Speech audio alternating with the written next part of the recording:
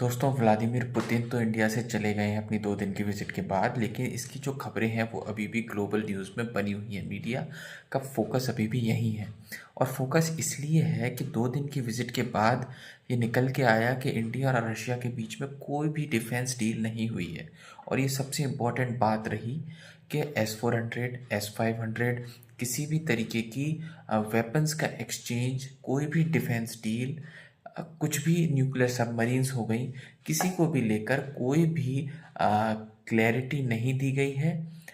कोई भी डिस्कशन नहीं हुआ है। अंडर द टेबल कुछ भी डिस्कशन हुआ हो तो उसकी बात अलग है, लेकिन कोई भी डील साइन नहीं करी गई है। और इससे वेस्ट को, खास कर कि चाइना को भी इससे बहुत खुशी मिली है। यूएस भी सेटिस्फाइड है कि चलिए इन दोनों के बीच में कोई डिफेंस डील नहीं हुई। यूक्रेन को भी खुशी मिली कि चलो कहीं से और से एक मार्केट नहीं मिली रशिया को।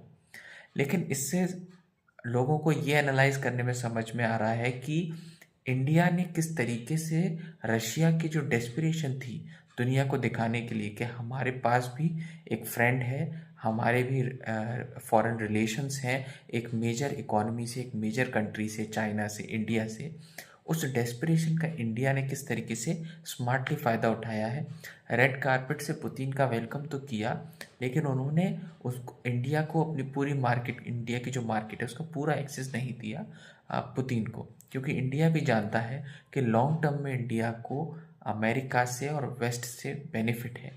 गूगल, माइक्रोसॉफ्ट जो बिलियंस ऑफ डॉलर्स इंडिया में इन्वेस्ट कर रहे हैं, उससे लॉन्ग टर्म में इंडिया को फ़ायदा होगा। और जो हम चीप ऑयल रशिया से ख़रीद रहे हैं वो एक लॉन्ग टर्म स्ट्रेटजी नहीं है। अभी ऑयल सस्ता है इसलिए हम रशिया से ख़रीद रहे हैं।